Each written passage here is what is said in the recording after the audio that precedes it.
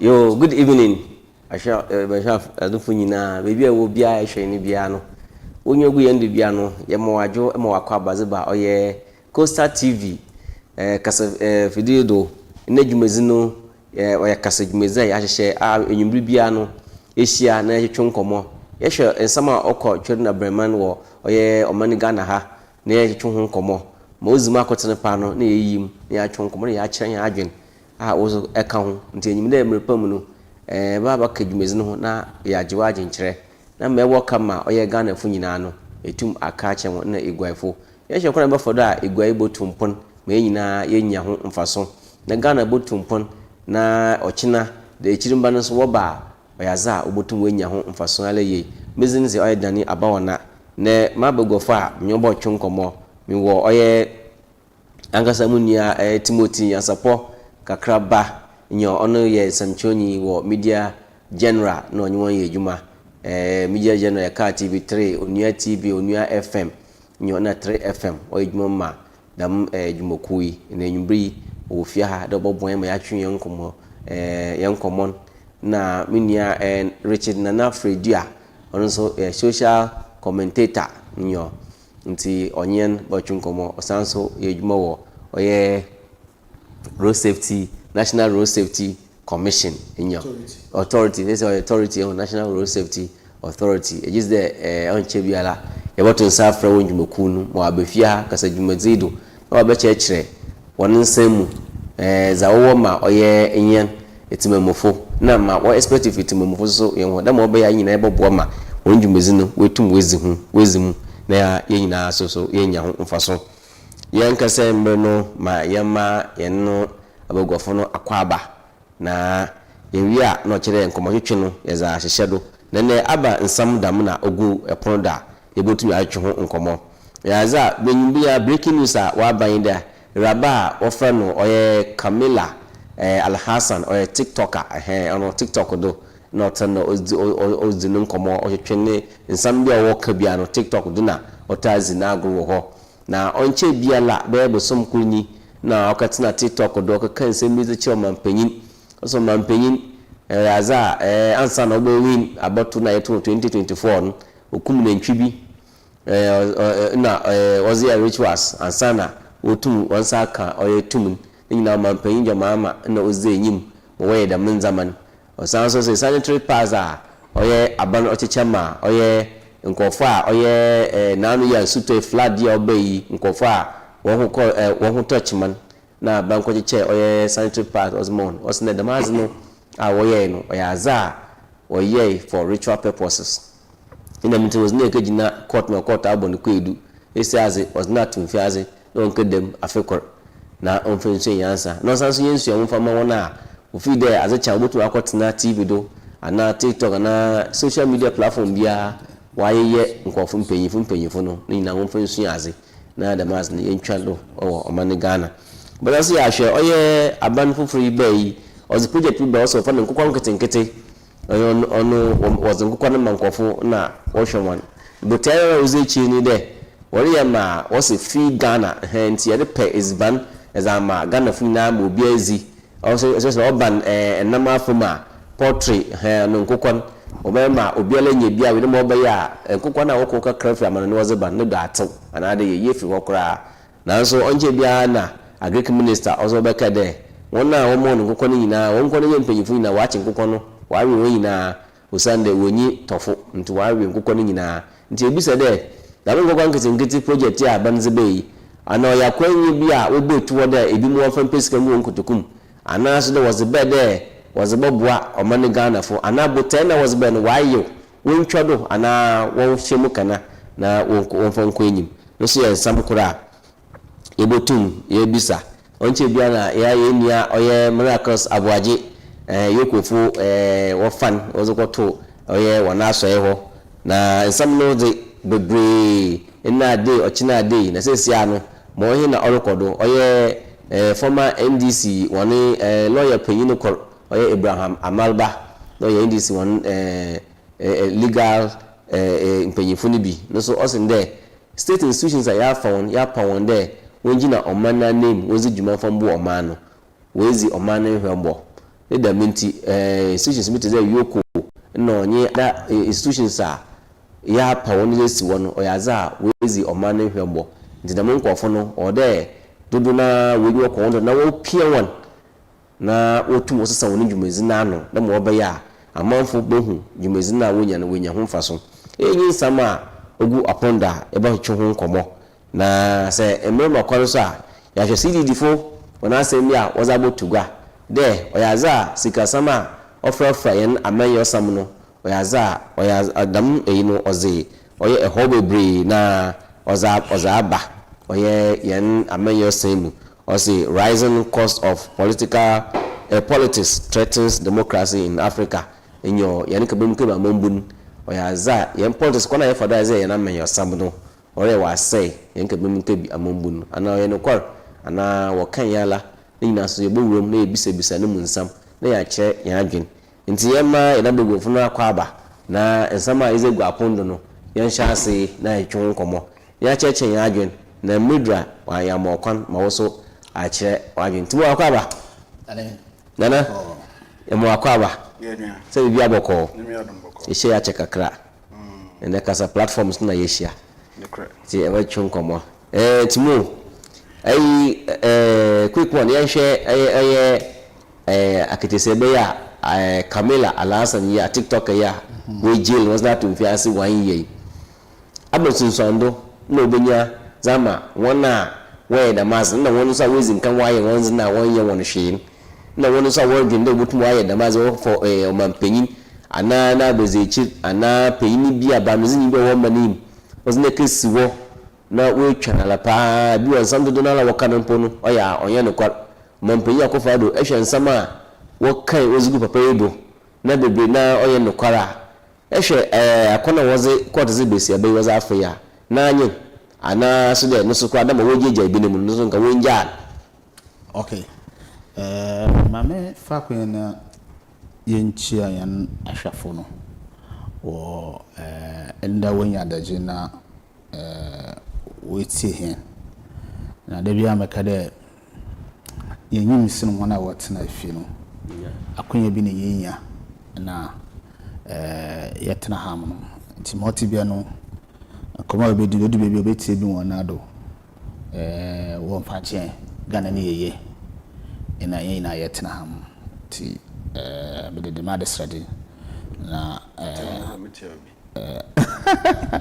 iti de bia wakanya ho no majumedi oye fine woni wa jumedi wontum kada ebe Fremantle one of the finest local TV station or regime obia otumehwe dani afi yambra the main issue no do me obia obande minni me kasa na minni injira subia o sana meka dani ababa ya bonenwa de bia meka de o manetra yin ni yakun ni na nyama ya de o sesa na yesuade so na yesuade oh ha the 1992 constitution then you are the right person baby out no NCC muna mu chembre mu pampo ma etin yetna ase yetpa se o kasen bi na asam na aka no ni evidence mini obema mini oba misinformation and disinformation da menza man manka o ka na wada agede mini mi da asam na aka no you need information to that you are not there you and I were not there somebody see but here see ekokota obi so there here see what obi dabi nti adentina waka nsa so waka de na etere wonjina so me hwa asam na waba me mpere mo repeat commenter mini oba na kan so ya papa nje obetu akala won free on coffee nti yemi na mbatana ma repeat da ma asam bi but me bisa na nkasa nde ekro Accra first Accra Circuit Court wo flow obisa de asam na wo de ekan wo njina do bia na esi njina do na wo kira wadwen na judge o tego mo se mun ko na mun ka ya ne test wo so aka say oni nse no so onyem nsem bi wo court nsem bi wo a won famba out but one or cut in a court and what things in there, what about to cast me? Yeah. Honor the means I'm not rotating and one fine answer more. But or catch a court to one. Say, court a catch or say, one can one can be tester. Massa, possibility there will be jail on your high. The moment what's the one can constitutional do pet, and I want him there when I look on the bar. Possibility that Baba jail in your high. One going fast. AKRABA. A few shans, some no canning, a lawyer no, only couldn't come in and channel, Danny, only into the superior or say a day. Okadamasam. Now, according to Judge, you know, or see, then if you allow me to read the judgment, KAKRABA, medase. Ma menko bebia judge no. Also, however, the court found her guilty of offense conduct, publishing the false news, and sentenced her to 1 year imprisonment. The second paragraph added that although defense plead for a more tense sentence, the court maintained that the court or the judge maintained that the increasing number of similar cases warranted a punishment that would serve as deterrent. Anybody want to hammer? Judge not to serve as a deterrent to others. Yes. Or see similar cases in SCC or Manima. All part of the madam. Yabakoda the madam. So that's all that court man. Oh, no, I'm over 1 week. You don't put me in the bay. Court. No, I do phone. No, I should share you. We are there. I don't know what can they be winning. No. Bioma wa pardon. Judge in the patch there. Similar cases no look on manima.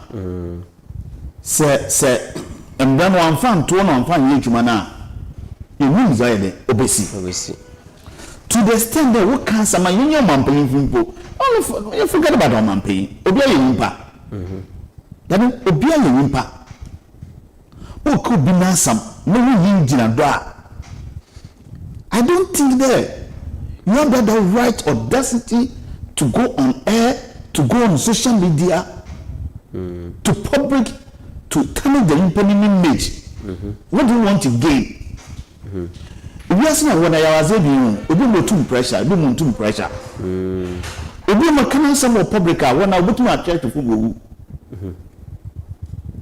it will show my judgment to call a court in the canal. Or see.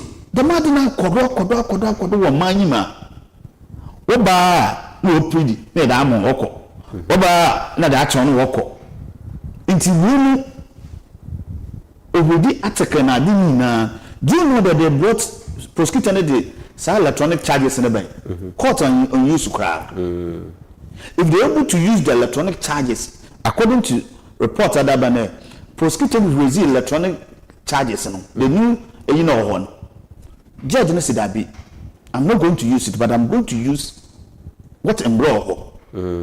Sure, that means yet case behind a bit to one month sentences when I said I ban with sometimes the judges sit down with the case or I can give this person be 1 year or 2 years. The law is their bosom. The law they have to translate it. It's my words one the normal. Me share video na aketesa no we fu court rompo dani we share me di mi na wona onu we share obi a we jailu one more sentence is no court na kasa dani we share the nankasa na appearance nankasa obi fi court mu ni ba no onu yin na e wa ha sometimes o ko bebi aba o kura no na send so wadwi ni mpole baba nya damasem edu wona chata no aboto but o she the need demeanor na nkasa na wona dani onu so you be wonu no ho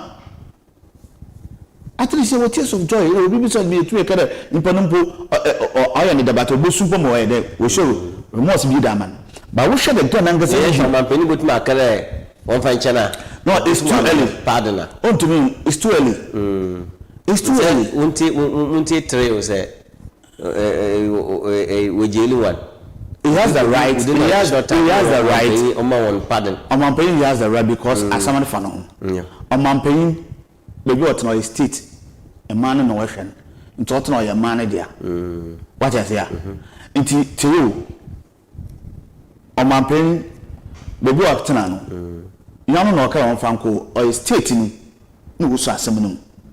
Into or a state will interest. So man paying person men fast some kokota. State will interest. And in your church, we should have put in some other to one or patch the dimension of our could then, and to me, the judgment of our vanity. Or Bob Warm, you may be all of mine. Yawa, share and be a citizen journalist. Then, be a journalist with Gruma. Me, I was, I did be on the kitchen there, and blew the door there. That bloggers, no, what's your bloggers? Then you bloggers be our home. Obia, so your blogger. Then Obia, Sambia, Lorica. Yes, then what you phone is name. Then Obia will phone. In the TikTok, Facebook, Obia, no walk life. To Obia, you want to say, or your citizen journalist. Now, one unit there, Obia will 2 million to Canadian. When we there a man as you focus on social media. It is a assembly per can name Pocono Abuchina not to baby Cocontumi at the micro comment. No, if a phone nano or social media, walk at life, no, I record not to the baby, just 1 week. If Pocono Cocontumi now, what you keep causing the bone. Problem my own mind is false informations. Not disinformation. Yes, Obiatra wa for phone. In imagine. They say, well, mind them as a country of sovereignty like this. Ninkasi ya diyahu. Na jamfon baby amba. That time is hard training you. Every year, Biala Yakobia, Fibia Yakobia, there is a new training oba. Into other corners, one fat, your man be no what's on 2 months, and mother look with me more bear, what to be no book with you. So me need say, this government ban was we introduce electronic offenses on fire communication on fire because NKOKO will abuse social media now. You use that the idea no. Every time then what can send me as someone even smoking. Are you serious?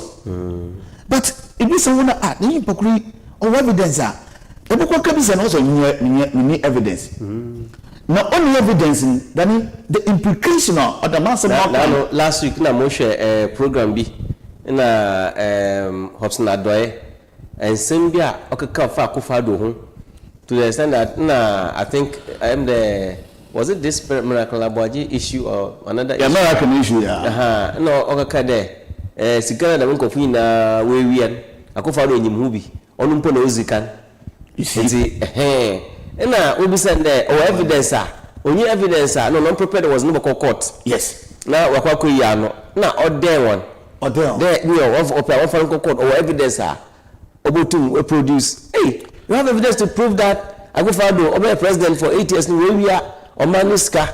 Enti that what final order host no you persuade na omota ase there one platform no one can assembly bar na nkotin okejina won wa ka asem to the man na hu there asem na wa ka no or dangerous into order the ochosan you see yanda ma nkanese things there was na okejina court and wa bonu koedu. Yes, then when American the more they are by or addition the palma in Ghana for especially the political communication ko the jail one say the judgment our be me I am the last of us na do Sami Jemfi Brother Kasa Abuagye onu na all the communicators dako wala obi wi ade dako one day for the master enti you judge no asema Kevin Taylor mpo Kevin Taylor nyama Kevin Taylor ye yi na oba Ghana ha mpo police fo na wo ba no police fo na national security fo na wo man defense wo guard na moko court hwe court he onu mpo obi a onyima za wo fa no law mpo no onyim de Kevin Taylor na asema wo court na wo kezi no asema no wo chia na say abaye onu na was never example na Entina judge no oka said there has been a similar cases all kwado wa manima wo ba na ya ma oti so munko kila no so scapegoat yes entina mekada dako then na ya tena ham sa community sentence bill ya bompa da obebe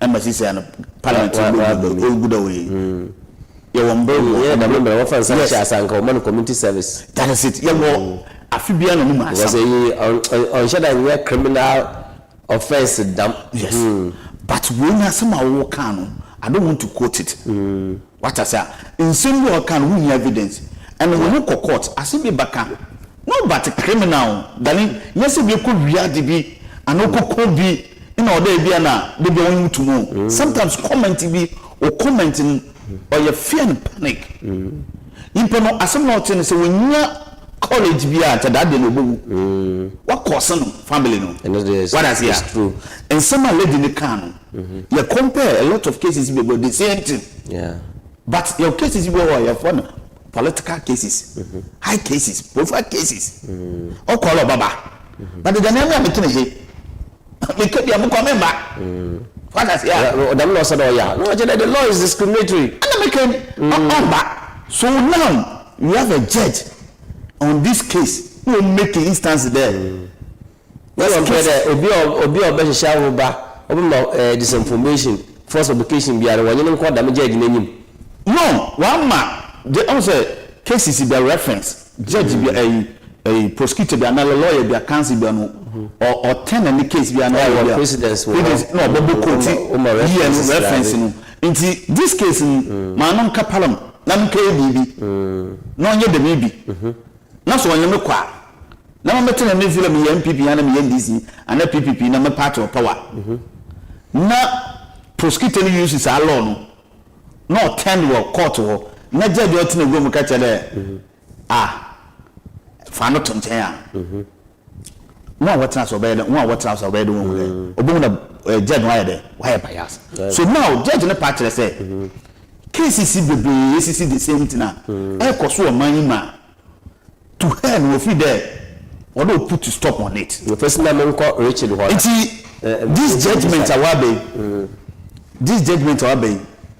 me to me ka say me near you to the stand but when you are the dey ma nya na you most of them young journalists ya hu some training bloggers opesika or pro training by force or person training waka fofo this name waka nsemi because obo danini dina dani ya public figure and obo danini dina obo bi ni di waba KAKRABA ni di KAKRABA central regional or journalist KAKRABA sabi wokedo bi ni nto adime be so wadime picture akwotoro da KAKRABA mentor obo so no obi arehwe boy na sa obo koso na ya nakwa na obi na imas ebo shumina obi say echi na otutu jele kwaka da maade sisi woni keji na court dani woni keji na court sisi ni nya ba me bi o NDC according to source in Ghana MPP ni nya ba me bi so bakare MPP intina was not to munu nya ba me bi o NDC we be na na ba petrol man pay me slow me so ya party member ni we NDC asema o kan wan kan ye mo mbra na edi na be so party dem American na o hwe the case no wana we be some there mpempe amampe no all party na dani enza akofado bi me ye biti akofado na akofado sin there wonja awon this is anya sentences na yeke no akofado na no sentence in paku no we dey one man was go position no prepare one for court yes court lost no wonja awon court dey obako cases be go adam what did you man for ataman say be work kan no ko kwara wa caution be wa give phone or track nyame bebre what asa cases were man bebe adam not but this one sentences have into 1 year ko say we butum akọ appeal to say offend suffer party mani party offend agrada how many years on impose order come with them yes o mo we atasa to bit that agrada da na say na the so there one more hallelujah court but judge the justice system. There is a problem with the justice delivery system in this country. Of course, yes. There's a big problem among for women. Yes, judge. Let the mass know because we did that. God, that one could use them. Still, I'm not going to I still don't agree. That is unfair. They say we have opened the floodgates there. More, and that's what business for. They said, "My agrada ma wa nyina na so ba ko ya pil na we ja na za they say go fuku tipa there go and do some latin so me go for na won ko oxy ji don ko proper chot na be say be we yi wa for man pe yi chewi so was not part appeal na appeal and appeal succeed yes good the chance we go issue na first case na e ni two mu no e bi any defense no na get strong enough but okoda e no judge na ama say ada yeah the lawyer no so the lawyer no ada obi akwa o tuma making the case I'm agents because common sense charge the ball you can law and say we should apply common sense maybe the bone nintia judges no emna no di asem no no mo use sentiment the all we feel ban no sentiment na o he that's why we have to say why we I say jelly no but emna na that judge no o hwe di asem no say na emna neka but what point na say ojina so any the buy no hwe okay charge the body ni my friend guilty because of ABC dinti onko dem ne le no akọ hwema no so da bi me koya apinam de fa ha no mo no betimi edi nkunim so that say enti ono so de kọ ho no mo no and pass afa ba no the side there so cause still an answer for say even though o case of make na appeal no what succeeded and so still so who ehi na who move say for unto amana nye gima sa but winners na name from Bissau so when Professor Stephen Kweku Asare Kweku Azan or say this shouldn't siphon free speech. I said we are trying to block the space for policing free speech. Nti abawana ye no is against the law there, but enya dia edi nipa tum for 1 year. Wole ne ya again ana ofi say no my no one. Okay, me gidi say judge no you so fit no so nkom 1 year, but any ka me nchia ahwefo no etiefo mutie yen member asem no so you say you so fit no ka so nkom 1 year because asma kan eya na nye ogina mra so na o de kan ye o say case aye ntem but dem tie ne say girl no e plead guilty o che say on so mo share no and then I'm share no say onka onjintum onka say I'm guilty or say I'm guilty pe o meja no and this thing you see that is where the problem also lies. Something wrong. Some of them we have witnessed it, others we have heard. Say police for the prosecutors no omo de nipa no court to pay. Then they find a way of forcing you to even admit people are even ignorant about the laws of the country. Only say need no kra no on tiase only say okono say omo kache say okono kache je say we are good na be ya asan e be twa so na ye do born bibia be chew once go do no like say my lord I'm guilty judge say the we kache say we are guilty pe you have one man adwuma no aye that is also another police custom now won pona your force man kan say it look otumu a lawyer nka ho onye no lawyer na that sense wo remand wo onye no lawyer na da ho e die hye wo na okasa aye e lawyer ba no uka so ye hye me makase ya this lawyer no come judge mu no come the aftermath no e no who say no o ma da ne ma o de no akoto fnem the musical say nti lawyer na ehunu kopinse de ni bigina court so lawyer ni kopinse de bigina court and can you bon so ke say na o ma force ashe mamaka nti say na o force ma lawyer bi paka so na o kwa men kasa sa ne mun kasa say e ba e ni say be kasa ye hyew aba lawyer ni wona aka asa asem but what important na say na ni na emu no men can say a good judgment because I didn't pay to me. Men can say, no, can say, should I say, I don't know, because Sanama ring in a bobo among food. And now, social media and video news. And talk who because a training did their time. I said, Kofubi Honma, me Facebook and I say, me TikTok no say, or what Kasa pen me do me ye through. Because some of the canon, minty cry, airtime, bufu a yatim didier, and Penina, you money sing, and Penina, a 2 day, you can't control me now, you do my social media.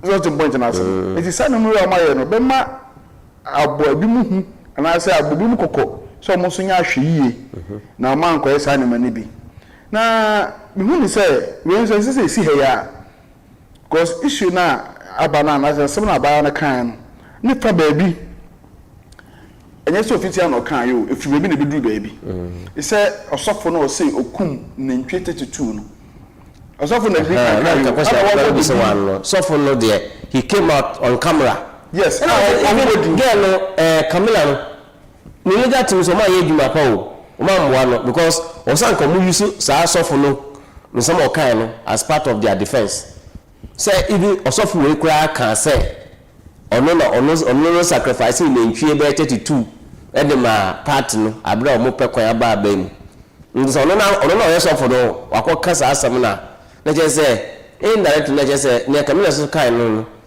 confirmation of what the pastor said but no some wakoka kan ho no na a hard game. Santi pad in the end of coffee by any mass, some no coffee by moon. Nina, more than so, and it rituals. Yeah, what you say, rituals. Many say, among penny was set him upon there be. I friend saying 1 or month for, yeah, and nearby 2. I soften us no the kind. I think I saw by the second softness soon. No can also be chilling. No more proof. Said a child by the corner, a shell say, on Kasa, on Timania, in Yanasobiantino, and no cockle to me. I think I also for so.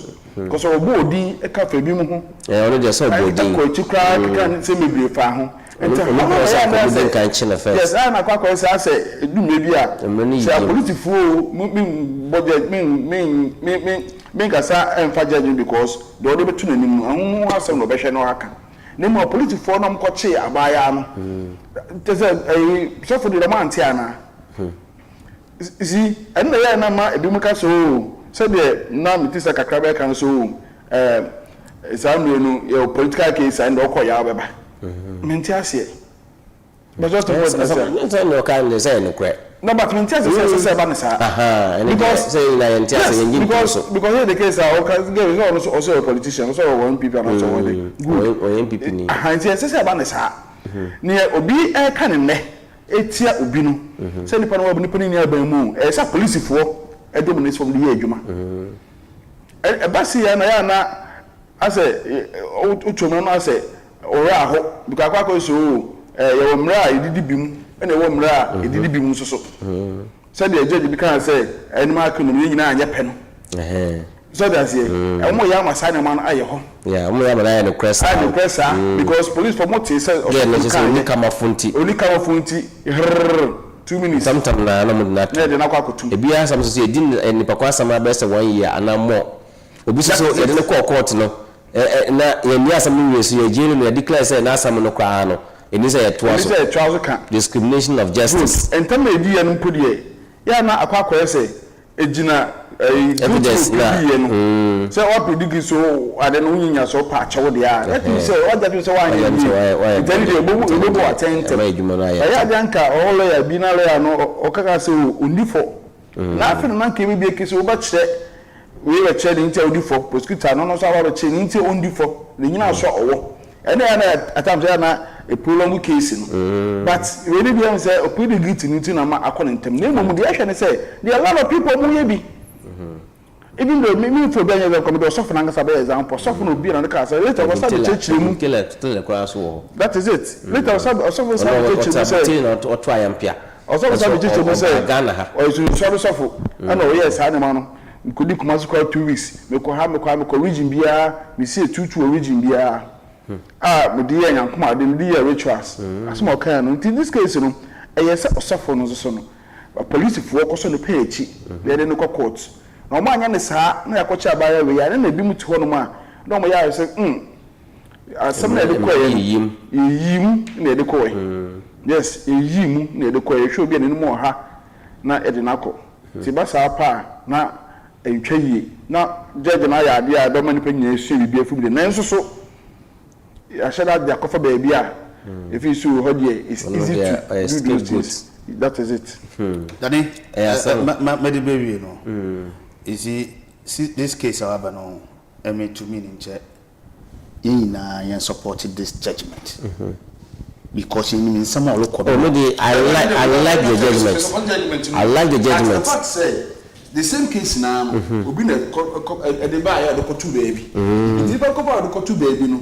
Na ono so aba akofa no aka hu bi enti eno wo wa beka bi we de wo ko na me am share ma de ase na me kan se ma wo kan na bi no da so ti ho ana me ka me sa usually I like it papa say court no judge no or this ability or daba you see we can continue like this as a nation no obi katina TV da ana social media platform yi in my phone na so cheap that obi atu to data no akatina ho na mpin fa wa bobra no for no choala pe to ya wonda ma hwe aboye otumu ka china okatina TV do na wa chi sofo Danka Williams na sofo dam sofo no wa ya wona from head to toe.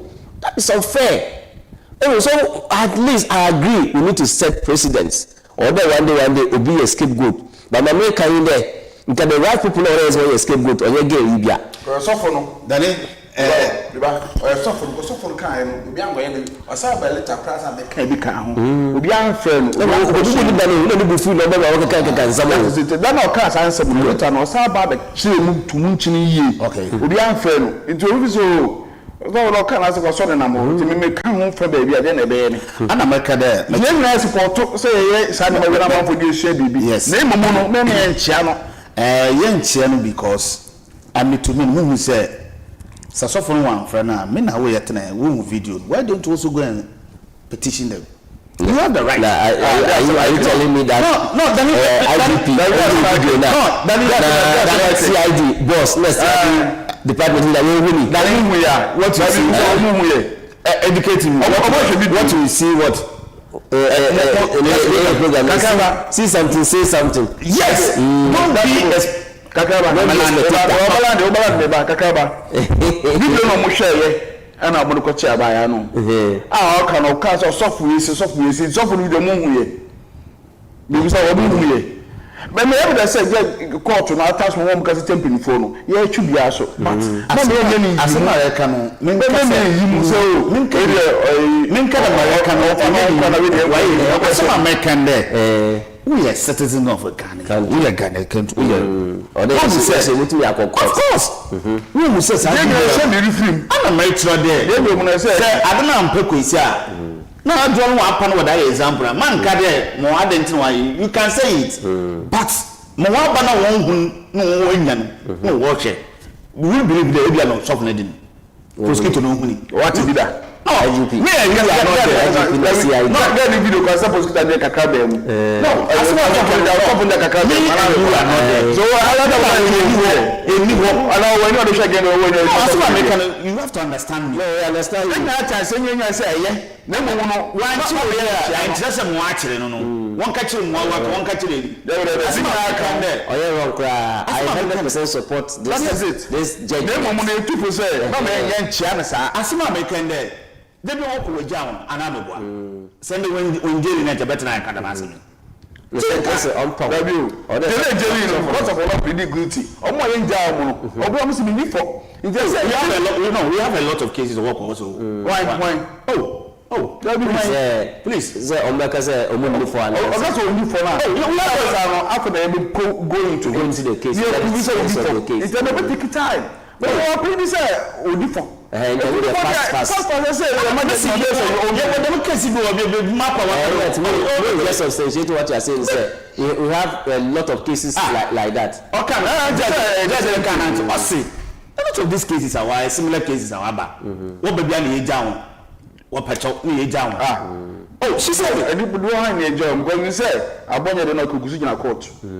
Yes, RGB de no man pay dem no kete kugusunya court say yes also ndi for nti e ko ne aba na e ko ne aba ye we dey use to we dey for a lot omu na my ka na sa boy o ti untimi TV omo friend e fe say kofi omo friend achimkwa omo so be so court no nsin omo so court the lot of people omu na mo de no ye case ni disposal no offer egusu a court obi o say trust that enya NKOKɔ a omu na no won krata so say is pending and it's a me court let me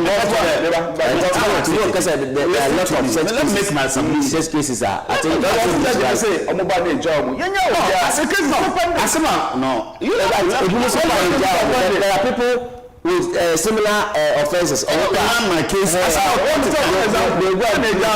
say if you want to go back to talk back to the famous election petitioner, the likes of the Mr. Domina, Onua patch. They were guilty of the offense. Onua patch on the job. What happened there? You're more final monkuteska. And the sentence. Yes. So I mean, no. Because it just say I'm going to consider sentence, but say the mom could chase car. If I know mom could chase, I read from the judge. 50 million or so. Yeah, right. Yes. No, the first thing. No, I can go on to the Obia will review, but at the end of it, the majority in them ruling our ban. Fair. That is a penny true. But no one has said educate public. No, I am a day. Yeah. Said the Madi Abbey, ye feed the Yafa and brush it any time your baby. I'm a young day, Sakaya. No, what you call me evidence.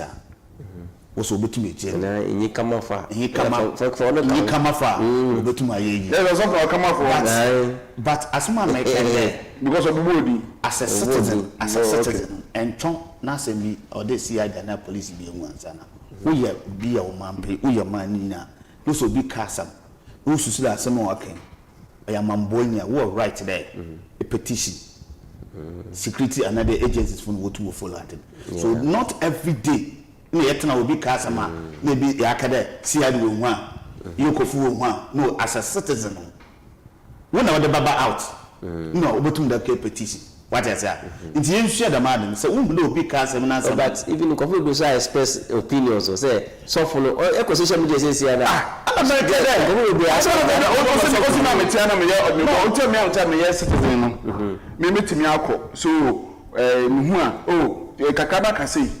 now no you said you know I say prosecutor no I don't know who get it no kwache no I won suffer no there no so when I say what's wrong so I say just say what do you say no boss no get the no here come I say me you suffer the anybody social media what is it into them mun kwa suffer no was a bit TV though very good well our platform we need them now publish yeah so was that place one why the man you between but when I'm established there, case I was in then. And no other you should be beefing. Yeah. And what I am at the sense of the yes, I can't say fast, what the softened now. So what the softened now? I want to say who are it's not disagreement, you know. It's just like what I'm saying, you know. You are trying to say obi fa so for the nkunche no nkocha na me pese o tese say there be necessary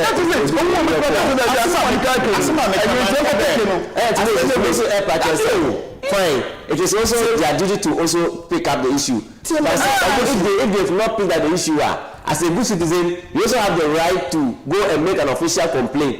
You know something now that is right. You know something. Let me can they are right. Who suffer them get any day no. One first of the go for get any day. And let all the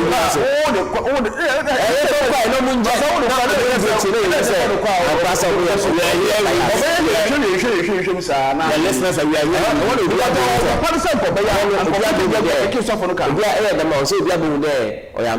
here. Discriminate. Yes. I am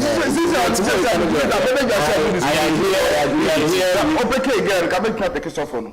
What's there be Mr. Me the Abans and our picking. We are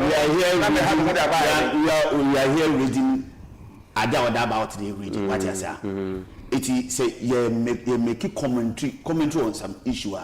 Let's be realistic on the issue matter. What we are coming from, maybe the cocoa. May patch there. We are meeting. We were right. There will be a dibu or you fear and panic. Me too. My reporter. But so you be a be no be no watching. No be a no watching now. And Jan can't tell any pocum. Lusu huni. No, the cause the argument here. No, you but I saw issue to see her. Yes, me tell you are meeting. Let's see the young person. You are meeting. Yet na hand. So the young person na your video. Also about the bako.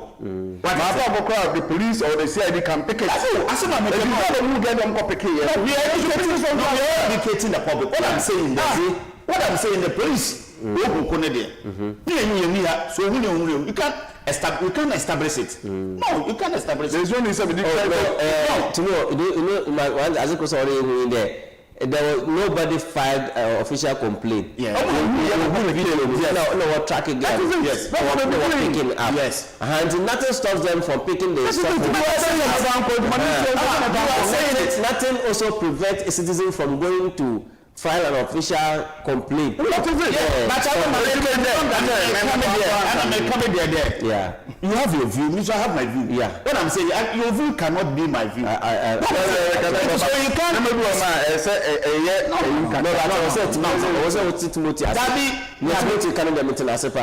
And I agree with you. You know something? First, I agree with him perfectly. I also agree with you.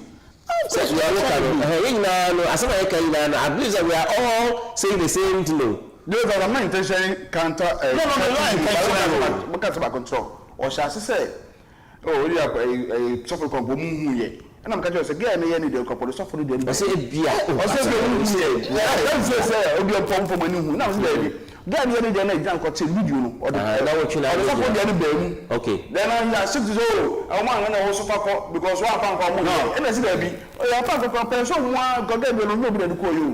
I saw something in the Giano. Yeah, somebody that send me a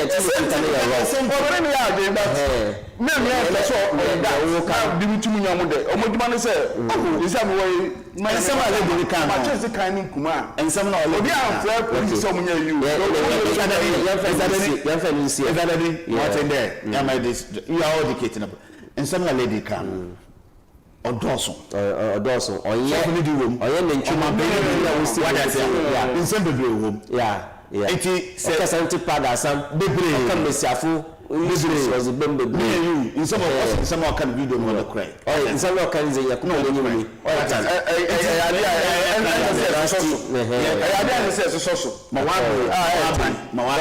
Mawabe.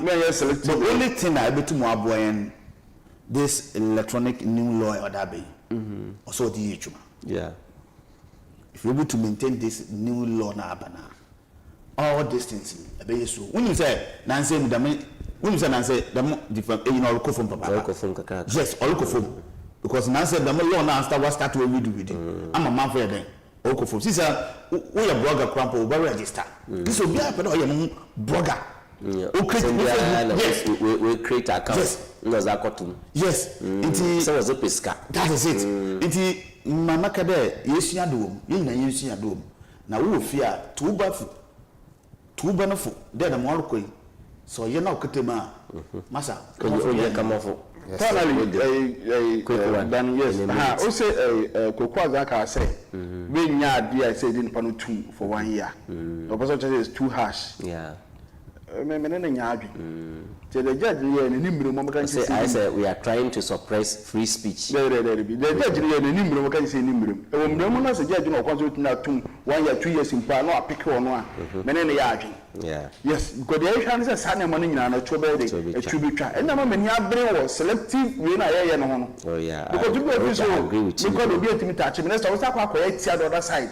I've never said who could you to be intimate yet. Now a cost Kevin tell us mu do ndi na te mo memu ha ahemfo ne asofo ne ekuku dan mu nkufo mpanimfo mu do ndi na te mo memu ha but oba no eti enso oba ebo no ho ban oba akokọ to ma judge no pa e fe say o issue say content say enkotin kwampo no we ma fe ekotwa case ni etwam na titititi hwim osakọ okoya so a osakọ the same thing onto international okotna okoya no koya no more oh ene na ye kase tia no because yes we no oya le dan say okoya say we ya pick we ja we ya edane a omo na omo ya pick omo so ba kire omo na omo this ya pick omo so ba from wodi oh yeah that is the problem no na em fam more mind and na the judge na the nyina nti me sha so kan say ne the judge no ka say wanya ade da bi wo de mra na ye adwuma ne mumu no omo the case ko to judge ni mumu no omo hu ba ko na that is okay eguda NYASAPO oye Coastal TV kase the jumazido na insama air kan de sisia no was obi a scapegoat nti waso ere den bomozna eya ka Ghana kan Ghana mrannata asiye mrebi a waba for free speech ho bia no kan ye na on guide na mo ba ya enkoto wano nkan fata obi na ho nkon ka kire ozuka gina asemzi bia sa obo kwedo a ebia wo ebe mo botede be si abe ya wa ya moboyi obi aka o ne zimpo ya west wafa no hoezi be ono kuti kwaka ya abo atima we nya manzi nti ebia woso woze no da ma no be to me nyina ye hwe anu kasa ye na ye mbo oman no ho ban na penyimfo a wabobra be mfo no nkasi social media na ya won enhye na roba na nyina no omboa ma ye moras no krampo no onche yenda nti ebesa de o me nyina ye mfo nsu aze na ye rekọ enyim no da munzama no no do botwa I wish there politicians nankasa political communicators na work alternative do asamo no kan na la mpo nyim da akohwi poto no rizi no re champagne for aroba no da mko na no da was one sha ase nyo say the sabana so why no politician it is not entirely wrong there was na a scapegoat eyo since ya o ma ye hwe oye ndam nkokon kitinkiti project ya aban zebei nkofo bi na kede oye project bi a oboboa na so da no na agric minister also wona wa mo nkokon wo ye nkokon na ye kama na so wako wo hwe bi no ata wonye bi mo to nti wa wa we hazi na ezi a oje de ngokitinkiti ana aban zebei de ozba boa amanfo ma wonye adwuma ye anase de woze be pay sikagu ebinem wonu kotokun no woze tsama ye kanu pone katahye no woze twa azine ho hia no wegina do na woze aboma no bukata na Richard yeah my share ko kwankinkiti issue ya agric minister kokai minority leader oye honorable Afenyi Markins also there we investigate nkoko kwankinkiti na issues na agric minister no ba kan na se we there obi wo ho na se ware nkoko that wasn't the purpose nsa aka che nkoko ni na wire enye no wire mpanyimfo na se aka che wona reza no no da o esika no abano bomos na ogifuru wo enye no ya adwen and I feel the project no kra wonchom because it didn't achieve the purpose project no a good project intentional man paying the at the end by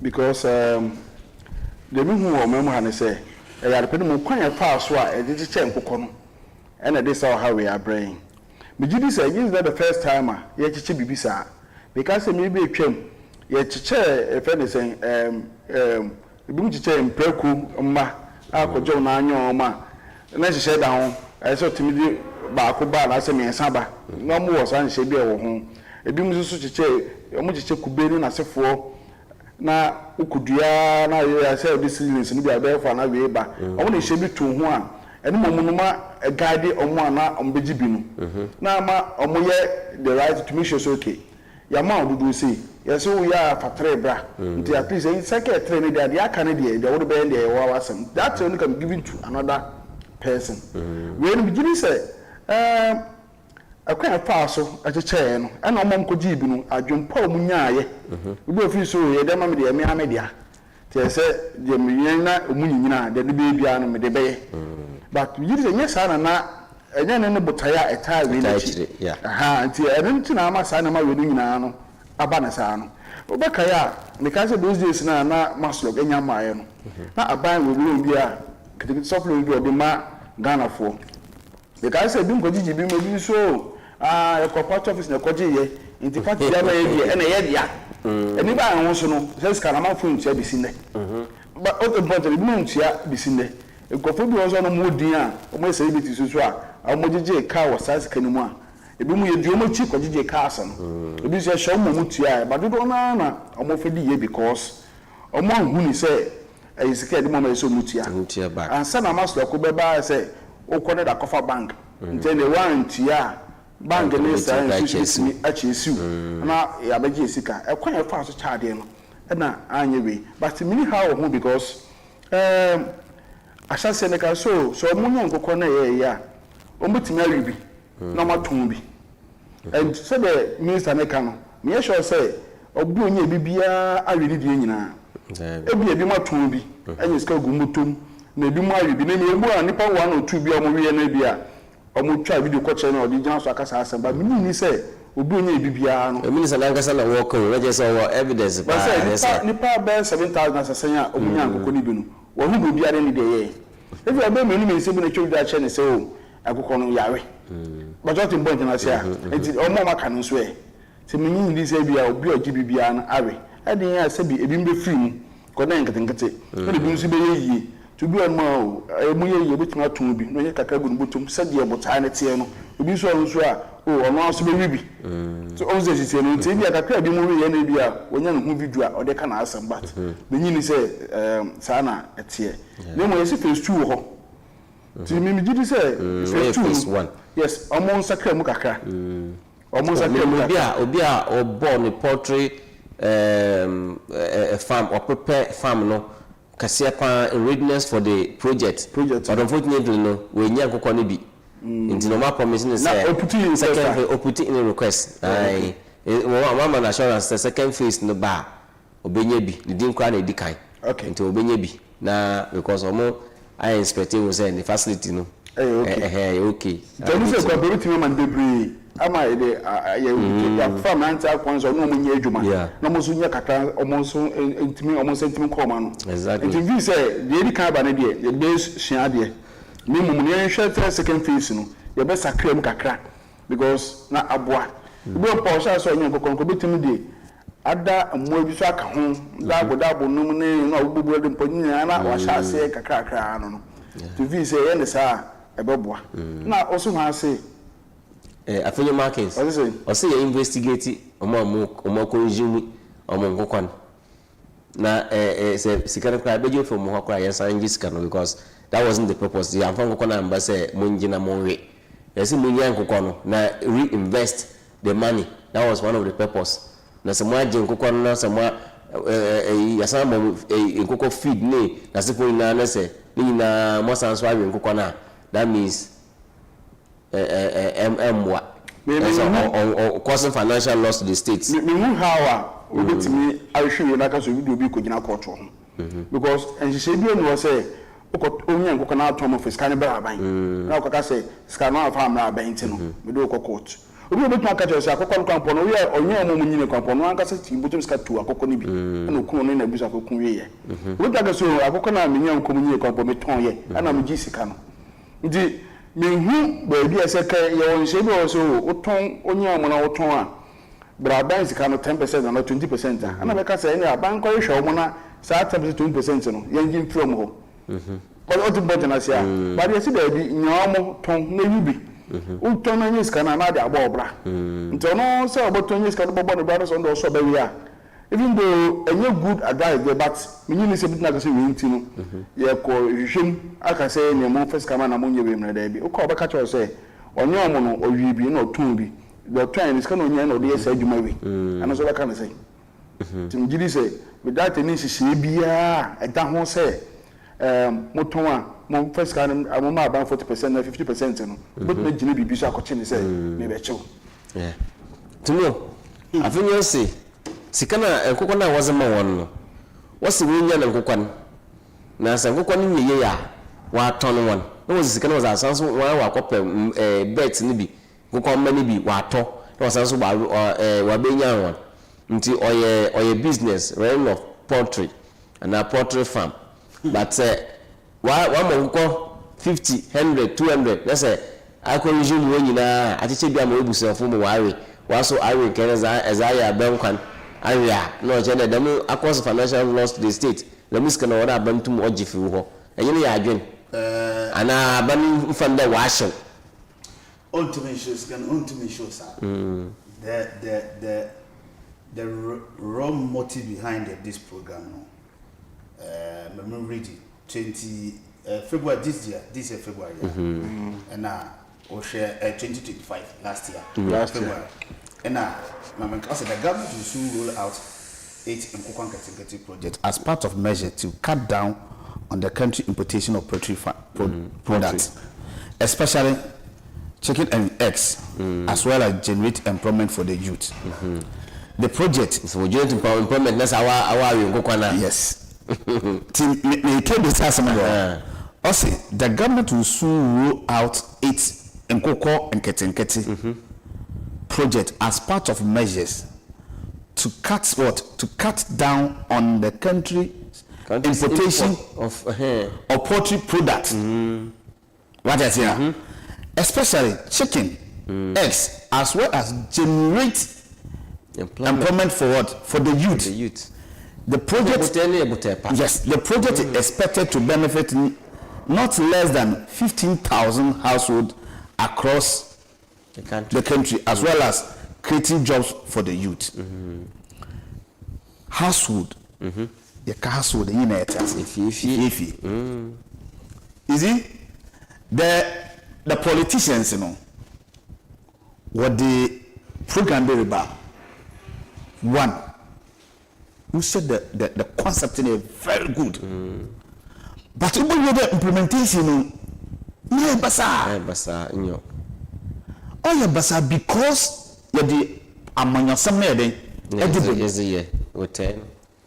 I find mark in some law can is it as a country you might enter young NKOKÅ young chele be amafanko some getting the tail teaching or you two young be Nessa so first can be a man. But as ya, young been just a Mayakan or Bochin young jack. Mayakan Bocina, this Kakoton. You best can anchor Santino Kuma. No Kokono Yanka saying Yandy. Yeah, young me. You say, I say, Yatombi. That is the project in the line. But as I know, you can say, Sir, a great minister, but to my catcher in there. 55,000 half no channel. Obutuma catcher the way to meet the target on my country. I'm going to young Kakako, you discover a question. Scapa, man, and Obi and Nua. All this Kakako project, number no but one is can Obacasa. So if the minority are saying there, I don't work here concept in Odenia and for Sufima. Per one case program on the banner. We fully. I can tell you, and I have evidence in Cape Coast North. Is it last 2 weeks? What's a Cape Coast South over there? What the man party peoples? Last 2 weeks, yeah. Yes, party peoples. Oh, okay. And NKOKÅ program. Oh yeah, yo, NKOKÅ party. On ye, when your party, when you be. We the party oh, okay. And I have evidence and everything now. Officer in charge of animal products. Me granted this story I'm going to do next week. He confirmed to me there. And Cape Coast no for why we winning now. Party boys, a party one hour will be any. I want to use the party boys. I will continue. Why bet in Kokon why winning now? Why winning now? I could call the man there 4 weeks. Every time why are we to bow? When me one day. Maybe you two. NKOKÅ. Maybe you two. You know what they say? You say yeah. It's in one of what you feel. This is the time as a media guys in the better now. Yet some of this the concept of the program. And the baby abandoned the call. It is a better one so distribute na na make that ban na 1 years because when na e come obi kokko ebien e basa enum processing uti na say nkokko nketenkete na maybe they actually 15,000 55,000 abana so roll out to the household now much sure motive behind your baby na ya the generate iska and one boa now in real no sis adult so you be isn't can worry so minority for no can MPP for no can there za what about parliament what passing no we susu the madam obokọ nanim na minister now so admit there baby am koyi a yintin no bibi o yensesa na yensesa and go KAKRABA program be am nko ade a intenyen cheche so one cheche there from poultry farmers this is where you are going to get money I want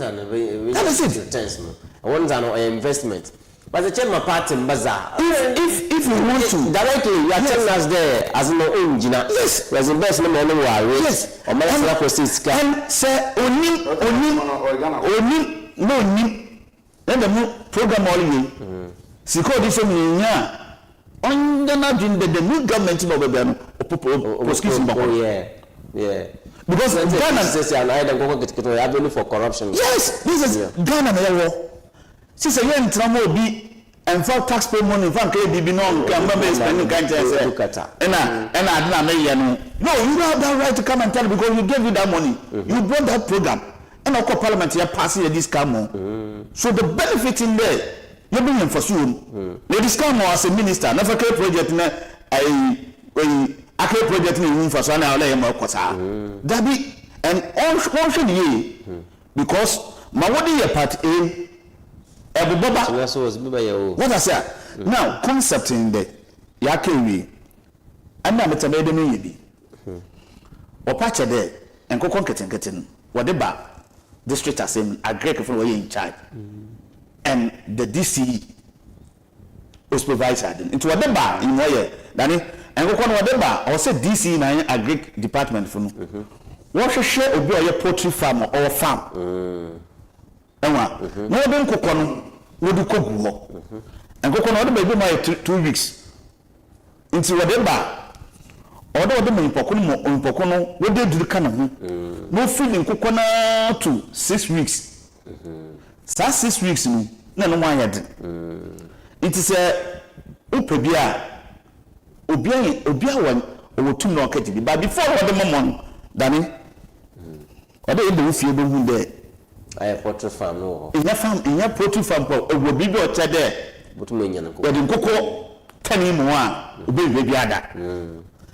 Say it will be at the moment, and so the moment cook training and sana. It did go quiet there, a damn. We be someone there, the more processing now. Party boys are working in our commander. David, only Yanti.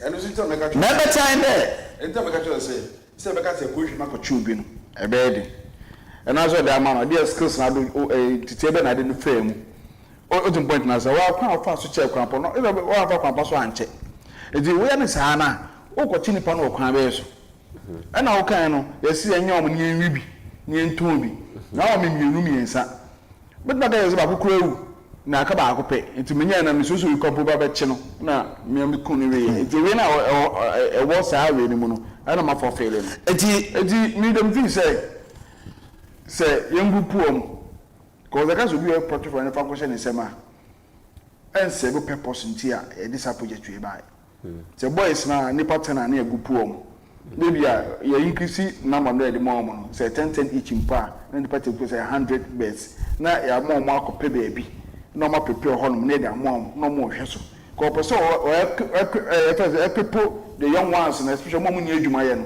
enti ba sa na ha na wo training ni bebem e kwa we na fa so hwe omo e do mo feed na ba ahoma chi nti o mo commitment match o mo so okay week de ne petu kwa koda ho ne bia ya hwe mo ano se de esi ko kakra mo da no pote farmers anesa but what important na say aha nti say ye don ko obi o na pote farmer dada dia and na purpose there project na serve no enti me serve oh na say aban kwa di kan ka say papa bi wo Kumasi I Boris B ha reporters by for BBC ono no oyo bi a onye nkokọ no on a large scale nje de ba akoma no na ono na hwe nkokọ no se na Timo ka no saa no mo ka sa mo beye Timo is taking them by their own ways but some of mo kan say omo the project ne beye no and when Timo every village but I say omo ndi saa hyehyɛ no so and na akọba ne say o de ni ba ense purpose ntia but I also agree with you say one will be 2 one will be 5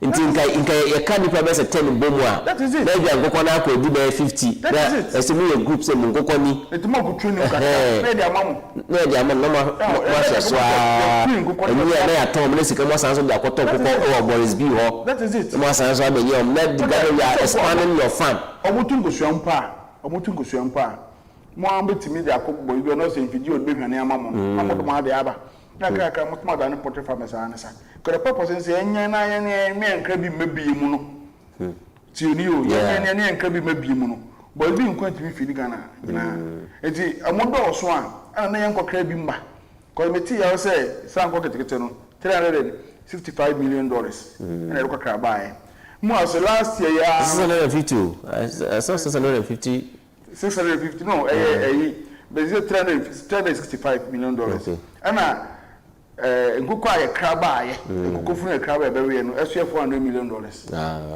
okay o point na say was $65 million it is etimi ye year can say $400 million nkokra nkokọ nyebe emma ndi me am go ship ba ko nsa ni mom boys in group o but as to say ye party for the mom here almost ya Ghana for but ultimasia you see e bodom a e bo efie ndi o ye na omon so no but also Ghana ha no adedia ede political eyibesha say bia no yes it is bound to fail give it to Ghanaian citizens in general so we know Ghana for where to tax but you say uko community ebia abron sechi nkofo mu go nyina mo 1005 na party mo ho no mo 200 na sa 200 no ko a no wa man nkokọ o mo nkokọ that just some you know o mo register to register o pe register enti o page ya also pe rango cho ni dinu o so anya bi rango cho ni na na aba na echecha e be hwa list na de ache e ba sa no prison information so o mbenya kan se o ko cho ni di ni mo mo na kan so ko cho di party members o mo di project ni di but what the board na say enti na ma ko di party for no ho no enti say de mo na so party ni a o no see Ghana na o so hia mboa de ba sa pa de ba ba no ana no so no aba no ahwe mu so we de mini pa odi mechi to no ba hwe ni ma project na gina na a church ma address so ba be join ni obi ye position bia no me ka so kwa no mo mani bi da bi but onyo papa say okodi echi ko ri ka ko ato mo pese enye dada nse ye pa for the daddy e see there or the won ko fun no ye so we echi akwan na jiskale fi won wa na daddy embroidered to the Minister Bubu account. Minister, Greek Minister. I agree with you. Also Bubu account. Transparency. Yes. Accountability. Sikana de mono yankade onkoton kokono wonwe. Nabi. Ese sikana ya kran. Yewuna man ya class ya diska kakram. Chere wa ye prepared no waka che best nzima obia bia. Dani project na wode ba no. I fine. Fantastic project. But implementation was wrong. You see, akokone ye no ye obia no nyime. Ya infanto ye na adwem. Yeah. Ya wadi bia wo ba ya o ye expert for no way. Wo ye dan wo de mo party boys wo de mo wo fo on ye expert obese no. Kra. O di you there. Enkokone ye no no. On artificial or a natural. Climate change everything between a setting one the place between a crumb one temperature na didn't win it is over catching them cooking young being young way young tobia even a demon no what could train ya Pamara set you and there what the party boys won't go training and train will be one training no what from what training to one back that no I will forward some video for a public interview mommy here no evidence I break a Minister. Agric officer or Cape Kasa. Or in charge of animal products. Ono no in charge of that program no. Oh, okay. Also, Cape Coast North waje wanede no. Dani boko na bi mu waje impetu waje akoko 2. 3. Watch am party police station for no. It's more in there. Or your ward, no one is for use ward in one election, one police station or your ward. In Tibia, you can forward. On our pay no down on one of the executives will be way 8, way 20, another 50. Or Kajim Wana, no Achitamo 2. Yeah, it's that 2 no. Yanano. Yanana fair day. No way. What I say? Now, the information I miss more in there. No Kajim Wana. Nalampo akajimbo no akọ training. Nalampo anko training. Training no nya ne wo. Aba we donate adewode ma no. Awe no nya training. According to officer ne say won bra no won training won mpo no. Won bra. Party for na won no na ba na ba power. What I say? So after you mark the back of the seminar, one person minister back na. I believe there's time our minister obugo account in Ghana for no. Listen, of officer ne party there. Eko to be da akoko na so akoko na onye na okwo weja dama wo fi ho ebu onyigo wa be jabwa no onyigo ebi mu ja na odaka ma obi a onye na akoko owo bet onye ma no local one onye ma no na we the minister na what is her project leba na one research prepare no aba charge na money ewura na oba ka chen say when I was more in a worry, who couldn't be worried. Tell us another story. It's in manner yet to me. There's some plan or a chain. You're more there. And you're credo. A corner muko too. I'm Amana Suana. I'm running Suguma to now. I was a second. What I say? It will be from Pomba. No, you are going to come with you. I can't know. So was in Kawaii dinner. What I say? So now, since a year, this project and to me one cancel. They should cancel this program and sit down and restructure this program and give it to those who are poultry farmers in Kasa. You give it to them. You give what they do now. I'm on target. And one time since I'm a meeting. Ofa ama meeting me ta akoko awia me nkopo tu fam kotobia what I'm saying odabi say epokran so to me try purpose no is to create jobs okan wa already we no one of the purpose is to create jobs so we the so no so be fa workers ni bi account say come here so from between no man say we the kind akoko na me na wie onya akoko no obesa na da between ID bi and everybody no so time say about do obi about do June okay ya bi ya I want for about register ya twetwum dia ye bibia mo ya from for training March and I say April and I say May omo ye bia wi akwa inspection dey say assistant no mo nya be but you can mistakes when you know you and ya can what you are saying there mistakes when you are baby. Now the way forward in there the way forward in say you cancel project no as well because we they are here be and the way forward so yes e ba ko mo bi onye nkokọ dada baby the when people so or people young ones mu ni edwumaye no e wo mo anyem so that say it is say the man be abuta esi na ni sise no dey a enye say nka so me ko mo bi onye nkokọ dada o be tumi say ni pa against tension of some ho here and make sure that say your group ni pa no so ko 50 na change 222 50 no so group ni pa mo 10 na so that say na ya increase na mana Messi as well I didn't able to program because the purpose of program you achieve achieve. If you are talking about that, we need to achieve about 5%. I can tell you. That one is true, but the point is that we target to achieve. Then when the teaching problems, of course, look at it, change the way make sure says still now the so that is why we are here to the youth. That is what I'm saying there. Not to bring it to you. That is why me so much say. What the program about program and the ban. Who percent them they meet the target. So you have to sit down and restructure. Now you are taking the people cancel it, sit down, restructure the program. My suggestion and come back well. My suggesting to you there, first exercise now we cancel it. Because we now, name it in there, sit down. Now product in what they buy, there. One at the moment, we poultry farmers. Yeah. So we bring so one also win the poultry farmer, one register. No when you farm and Kasa. And farm also creating there. We be able to babaji akokono. It makes sure no farm no to on for crowd for be 600. Say ija there and the KAKRABA mo register me be register. Na me be fa abi.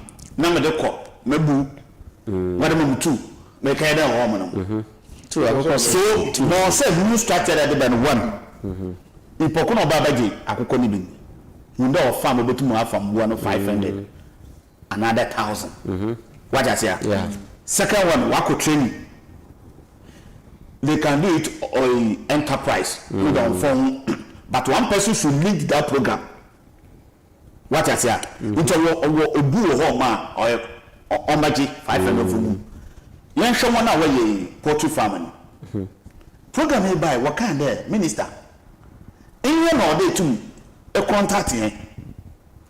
Because you know business in says a bit creative, you might find it. I say, but one of them what could train ya? We will what to die, Jumana. Ninja the better than day. Yeah. And I was a matter of be about registered when you crab your baby about 500, but don't come here to me. I feel 500 in 50. In Pocon Lubiano, when you be 50. So I will be a 2 hours. So Massima make kind there. Me Massima make kind the program. I can tell you that you failed the program. Yeah. The program is good, but the implementation it was wrong. Yeah. Now we can restructure the program. Approach. We can restructure the program. Since I say, but they are Cape Coast South. Cape Coast South in poultry farmers over. It be way 15. Our parents super there poultry farmer register. A register. When you there. This is the requirement. We meet we'll give it to you. Yeah. But what I say, we meet we can give it to you. It is a we need a requirement now. That will defeat the purpose in the program by. You see, it will. Okay, I say a big two jobs. Yeah. Now I could put you young ones now. You two active. You two know only show no baby. I don't know and son the amano. What important? Like I say, I say you burn. Na you shall say free as here. Anything I say, you cancel. Yes, also applying for start the program. Now you two know you want to register. You move 5 and 10. More register. You won't come for. More register now. But you say maybe say you pay as be am and so. One person as be am on there. Now we comment here man of person. You should have your comment. Do know something. Do know something. I want to because I'm catch yourself say na purpose in the buy. I never purpose in and say, "Masa o mapia boka so so ko you to no." I never purpose in and say, "Yen to be the review." Purpose in and say, I know the council no say, "Yeah, kepu omumunye adwumaye. No nketu yomunye adwumaye." Na dit say it was my time no. Me mobi. You see creative man. You creative man. Ejuni biaba. You the most one I said. Yes, that's where the bill count. Why don't you sit down? So when we restructure, we can take that aspect of giving them 2-5 as a follow. I said the same. But you can say, young people do a either that they are. The one writing was no chance. I didn't put it on the buyer. One the requirement was that you should have a poultry farm. Yes. Oh, respect. That what to be done. No, that was one of the requirements. Also, would be prepared farm so it can contain at least, almost say at least 50 beds. What you are saying? It's 50 beds. That is the 50 purpose. On arrival, what you say? I didn't fail it because one will be in Koko 2 1 man 1 man 5. And then on the say one. It failed because I understand say that project and yet under Ministry of Agriculture. It had its own secretary. Why did he come to report on it? It's which which ministry is under? I think no channel no so. And I'm president me tell me say and Minister of Agriculture said the cocoa acquisition, Minister of Finance said the cocoa acquisition, a special project international. But because of say me tie program me tie anything no I mean who document be a chess and yeah na me come out my kakra no I careful kakra but even this program is under Ministry of I'm surprised because this program is not reporting my parliament. This is so if it's not under him he will not go to parliament. This is a Ministry of the finance minister will do that. So that's why it's not a special program at the president. It's under the Minister of Agriculture. That's what I've heard. So if it's true say then to be part of the reason why I don't know IFS. No, it's under I don't think say that purpose of the security just my management yen to because to order yan training yan group yan mu see and some man prepare be am boka konyan mu and yen dan say o yan ko show bia o won be bi dada na say na still under is performance so what is the business owners are come so we a businessman. So what I say we a businessman. No, every government runs the country as a business. Let's make it that. A man is governed by law. No salada ni abanis kade me the project not to get any benefit. Then me the bishima keke. You put money in that sector no, to groom people. And in future no, to build the country. And if you are putting the money into a business, now at the end of it in the future you don't benefit her.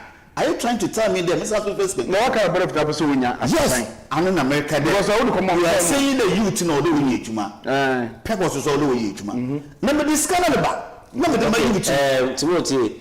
Also, the NKITINKITI project is a government of Ghana flagship poultry program under the Feed Ghana project program. Overall policy direction comes from the government, whilst implementation is led by the Ministry of Food and Agriculture. So my suggestion. View project no. May capture the project a failure, and he is admitted the project. Nala waka there. Nala waka. And he said, then able to me. We should hold people accountable. That is it. For their stewardship. Of course. Best time accountable minister. Yes. But I said, I was saying, the minister will account it. The second one, I would have sit down. Minister, minister, now once I was in Kokoro, I want me too. Now,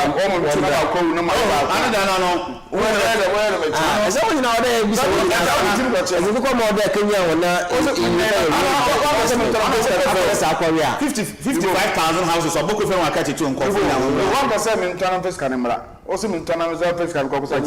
Investment. Not say I don't know. I call a man to mutum to be one of my catches some money. We did to interview. I'm for some Kokonomoria. That is it. You can't just say, why I'm gonna check out the seminar. I could be saying, and I send you money so you will go on. No, the just can answer. General across the nation. Why also call your mission of media? Make me say. Agric director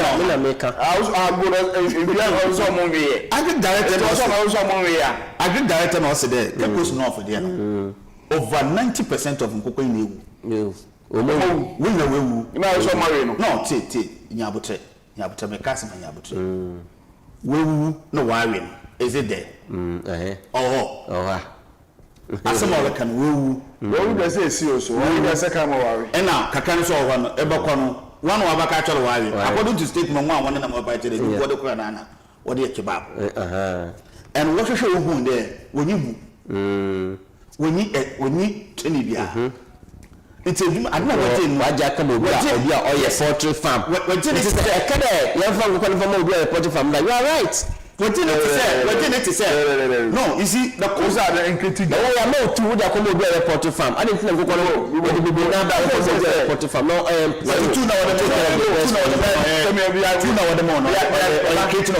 are good minister. I think like I said, the moment we are good minister. Okay, it's really nearby with the first phase. Second phase, then nearby. Okay, let's group them together. In Trinium and some people coconut. That is what I'm saying. Yes, it's strong. They don't say don't come over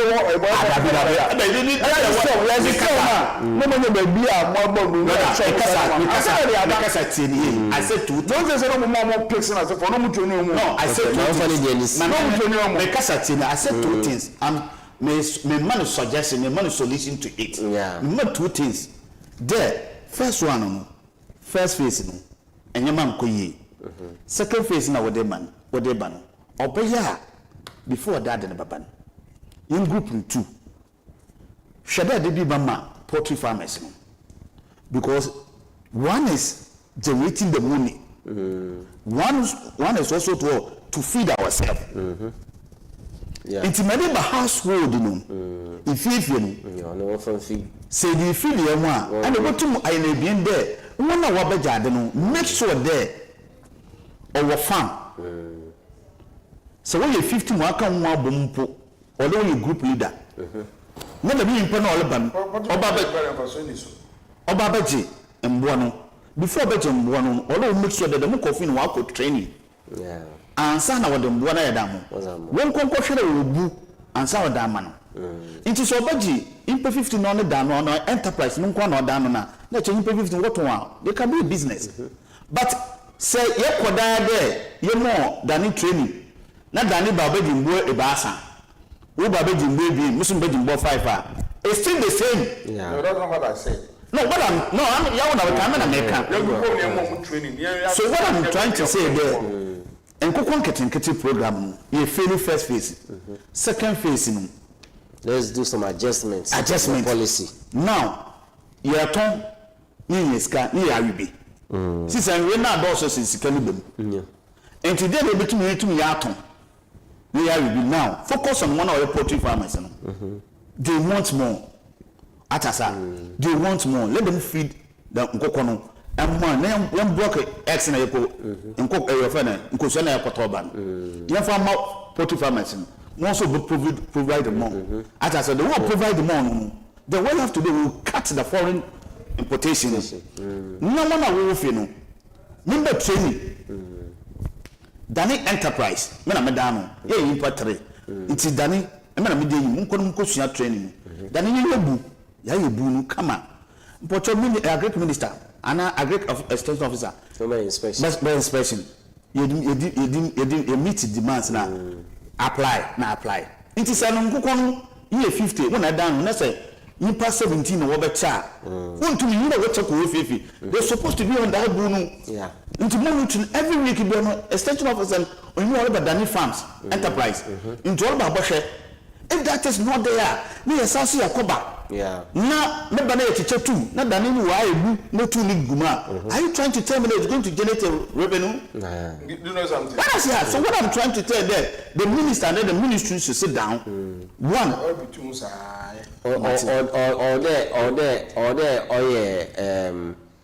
I often Ubunkunta Ozima Oma. Oh yes. Because which Kasa there was 35. Is it 35? 365 million Ghana cedis. You know, that is not small money. When there's a school, then we expand dormitories.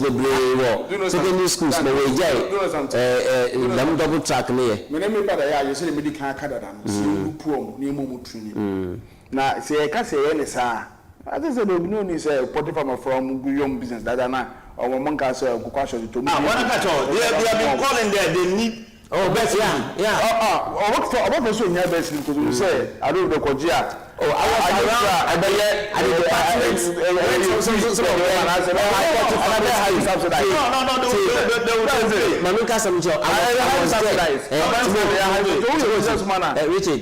I was there.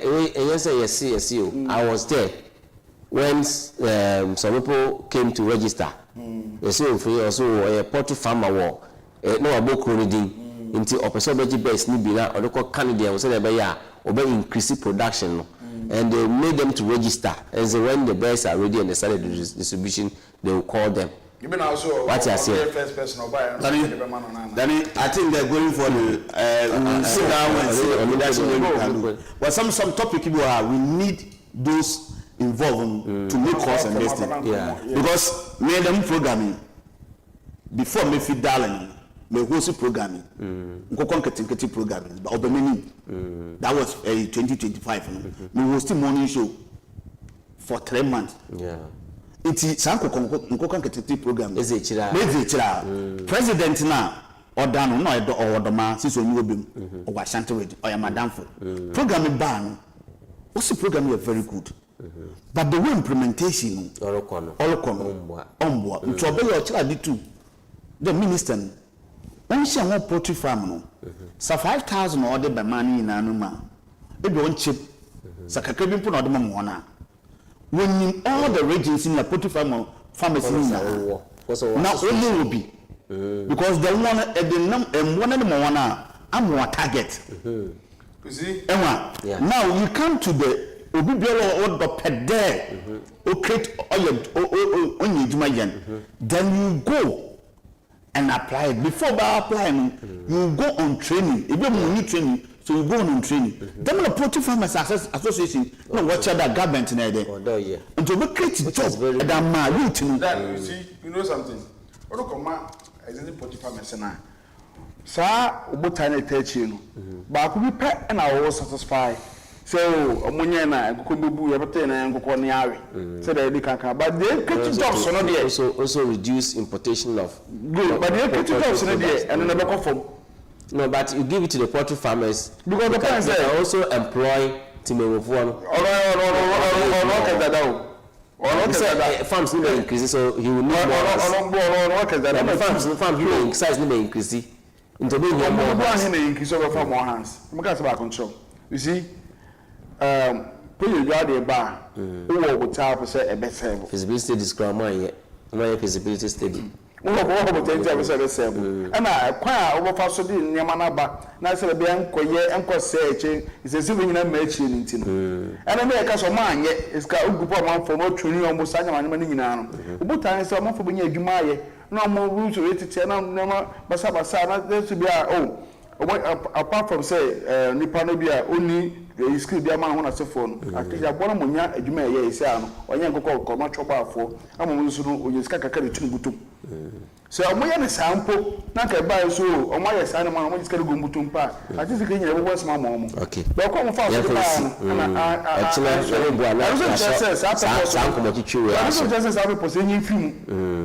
Just the boys and I say, I just have a position from a cover for being a man. A woman knew if you need you, and bring you my young person. Okay. May I support that? Say that's the way apart from that to the GB. Just the boys and I say, you support that idea. Yes, sir. You what he's saying. You true new, but I because they come up with from that idea. So, no, business man group here, if I say, yeah, what the 30% and 40% member poultry farmers. Na 60 or 70% no na wa chama individuals now person who create job no so it doesn't still defeat the purpose and that is a very good suggestion. Yeah, why portrait and all this suggestion here debo that's why portrait and all this suggestion here debo that is a what on a portrait from that into no come they also leading out. Are they not working to feed the country? Because we are not working to feed the country. Oh, this guy got to go what kind of study I didn't know you jai crowd and okay. I said if you continue on this old practice now, maybe back to square one. Back to square one. But let me tell the minister, said I'm not looking at the party. Abano Fida. Abano take over. So take advice from public. Program now system. Separate a successful minister. On this program, one should hear. Bugasi. Not for food and pronounce a ban. I'm proud. If you are not putting up and post your number. And then Coca, Echamo, what Chamo, was the parliament. I can worry. Officers about what's wiring. Why we are over transfer the old system into the me too. Bombarded. You say, I didn't power or man. Yet the madam or Mamma Bugra. You may be a renas and quay what an answer. Now, yes, reshape, refocus. But yet, to be in the meal. You don't be mo what na the man and yentina se yen hwe sisi mo be na obi aka so mo yen say nti you go to fi there omo nko da line bi okoda ya nya and Ghana ya beji ni sika ono ode aka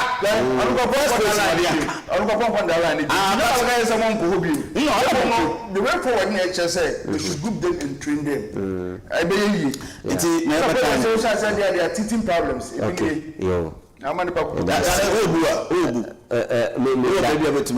David nti why dey be kwa kaja me ko banko cho muzin I was told the member bejibi say mo ka cho bejibi okay o from bejibi na me so me ni Zibia one nipa na mesna wa prepare big farm no ono no nya around ntomo me koy registration no man okay to me ko feel fi there am na me ba registration no so e bele ya cho muzin mo bi na me so dabi bebi am wo no muntum nya no kokko akora for so decide that when we sell what are akora for so decide that they said that me ngoko to say me kamajibi no see look at I said I will not take dabi we will not take I will not take who training who baby keep us even this weather onya man kokko yeah so you need some baby oil here at least temperature no also temperature omo gie na omo we ye no so say that okay ka so money training no omo tumi omo nyini mo do be awie ye mo we so that was okay yo relax for aha you must na is so anya akoko da ko tinkiti project discussion is why very interesting nyame boa e di ochina another a different day no next week no we can still revisit this issue and do further discussion. There are Timothy Akan, we are going to show one beneficiaries nibi. Then you wanna be fear no abaka we no masam. I use the end that was a to aboy bebre. Na ebia will ask for expert view. Obia ono oye agric expert another poultry farmer no so amman expert view. No na ya for that project no. Botum wa aboa. It's a very good project but badly implemented on was yari ni na no ozaban nti se nyame adoma ochina so efida ebehia on Kasa Jumezi Mensaka oye munia Timothy Kakraba NYASAPO ono oye Juma media general na my childhood friend so oye Richard Nana FREDUA ono a social commentator so Juma oye National Road Safety Authority is our authority oye commission view nti nyamubua ochina ebehia mizinzi oye Dani ABAWANA me producer oye Benzi metrenda bosa kono ejuma zizi oso emi Kasa otine ejuma ase oye ejuma so nyo Benzi only producer obe ejuma wo